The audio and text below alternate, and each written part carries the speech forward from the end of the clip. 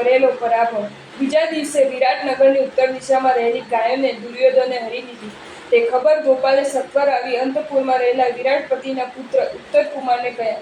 તે સાંભળીને રોષથી ઉલ્લસિત વીર્યવાળા ઉત્તરકુમારે માતાની પાસે આવીને કહ્યું કે મારે યુદ્ધ કરવા જવું છે, પણ મારી પાસે કોઈ સારો સારથી નથી. તેના ઉગ્ર પરાક્રમવાળા વચન સાંભળી દ્રૌપદી તત્કાલ બોલી, એ રાજકુમાર, તમારી બહેનના કલાચાર્ય જે બૃહનંદ નામે છે તે અર્જુનના સારથી છે.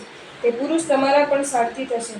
તે સાંભળી ઉત્તરકુમારે પોતાની નાની બહેનને મોકલી બૃહનંદને બોલાવ્યો. તેને ઉત્તરકુમારના બહુ આગ્રહથી સારથીપણું કરવાનું શીખવ્યું. યુવતીજનને હાસ્ય કરાવવા પ્રથમ અર્જુને અવલું પ્રખર પહેર્યું, પછી રથમાં બેઠો. અર્જુને હાંકેલા અશ્વના વેગથી ઉત્તરકુમાર તત્કાળ કૌરવસેના પાસે આવી પહોંચ્યો.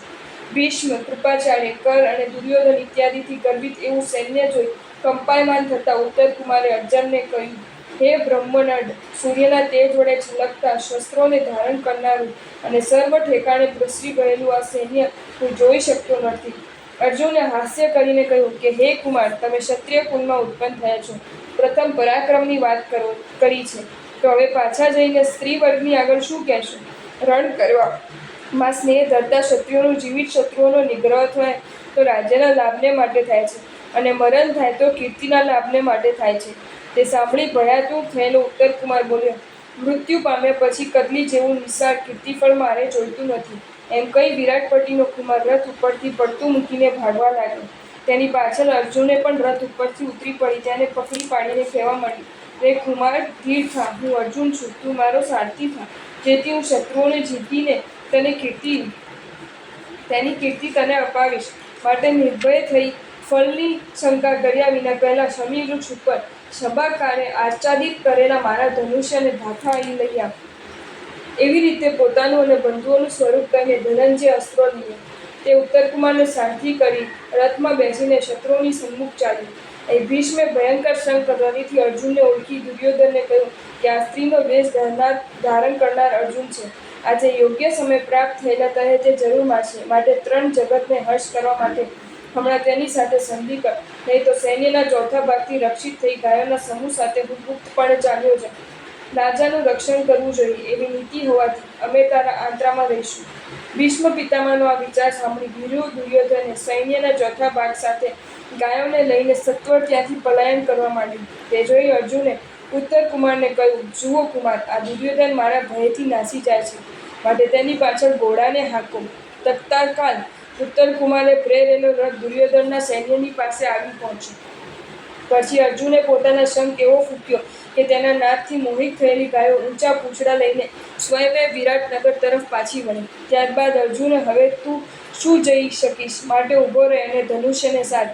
એમ કહી અર્જુને ધનુષ્ય ચડાવ્યું. બાણોની વૃષ્ટિથી કરોડો સુભટોનો ક્ષય થતો જોઈને દયા આવવાથી અર્જુને સ્વપ્ન દશા પમાડવા બ્રહ્મોસ્ત્ર છોડ્યું. તે વખતે દુર્યોધનની ચતુરંગ સેના મોહ પામી ગઈ. ભીષ્મ વ્રતવાળા ભીષ્મ વિના સર્વે નિંદ્રા પામી ગયા.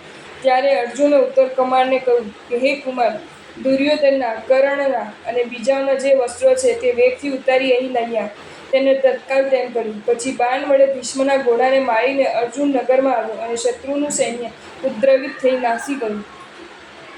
અહીં વિરાટ રાજા વિજય મેળવીને હર્ષ ધરતા નગરમાં આવ્યા. તે વખતે તેમણે જાણ્યું કે ઉત્તરકુમાર શત્રુઓની પાછળ ગયો છે, તેથી જરા મનમાં કચાવવા લાગ્યા. પછી પુત્રની પાછળ જવાની ઈચ્છા કરીને જેવામાં સૈન્યને તૈયાર કરતા હતા તેવામાં દૂતોએ આવીને ઉત્તરકુમારના વિજયને ખબર આપી.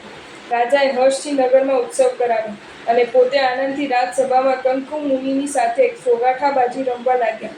રાજાએ પુત્રના વિજયની પ્રશંસા કરવા માંડી એટલે કંક મુનિએ રાજાને કહ્યું, જેનો સારથી બ્રહ્મનંદ થયો છે એવા કુમારને વિજય કેમ સુલભ ન હોય. અહીંયા નગરમાં આવતા જ અર્જુન રથમાંથી ઉતરી પોતાના સ્થાનકે ગયો અને ઉત્તરકુમાર સભામાં આવી રાજાને નમીને બેઠો. કુમાર બોલ્યો, હે પિતાશ્રી, જેનાથી મેં વિજય મેળવ્યો છે તે આજેથી ત્રીજે દિવસે બંધુઓ સહિત સ્વયંમેવ પ્રગટ થશે. ત્રીજો દિવસ આવ્યો એટલે યુધિષ્ઠિરે શુદ્ધ વસ્ત્ર પહેરી અર્હતની પૂજા કરી, શુદ્ર દેવતાને બલિદાન આપ્યું. પછી ચારે ભાઈઓએ પોતપોતાનું સ્વરૂપ ધારણ કર્યું. હર્ષથી આવીને સિંહાસન પર બેઠેલા ધર્મપુત્રને નમસ્કાર કર્યો. વિરાટ રાજાએ પણ ત્યાં આવીને પ્રણામ કર્યા અને આ રાજ્ય, આ સંપત્તિ અને બીજું જે કોઈ છે તે સર્વ તમારું છે એમ કહી વિરાટ રાજાએ વિજ્ઞપ્તિ કરી. એટલે ધર્મરાજા કેટલાક દિવસો સુખે ત્યાં રહ્યા. એક વખત વિરાટ રાજાએ પોતાની પુત્રી ઉત્તરા રાજુના પુત્ર અભિમન્યુને યોગ્ય છે એવું ધર્મપુત્રને જણાવ્યું. તેથી ધર્મપુત્રે દૂત મોકલીને દ્વારિકામાં રહેલા અભિમન્યુને બોલાવ્યો. પોતાના ભાણેજને લઈ કૃષ્ણ પણ ત્યાં આવ્યો. પછી મત્સ્ય દેશના વિરાટ રાજાને અને પાંડવોને હર્ષ આપતા એવા કૃષ્ણે શુભ દિવસે આનંદપૂર્વક અભિમન્યુ અને ઉત્તરાનો વિવાહ મહોત્સવ કર્યો. પછી વિરાટની આજ્ઞા મેળવીને હર્ષિત થયેલા કૃષ્ણ પોતાના ફઈને અને પાંડવોને દ્વારિકામાં લઈ ગયો.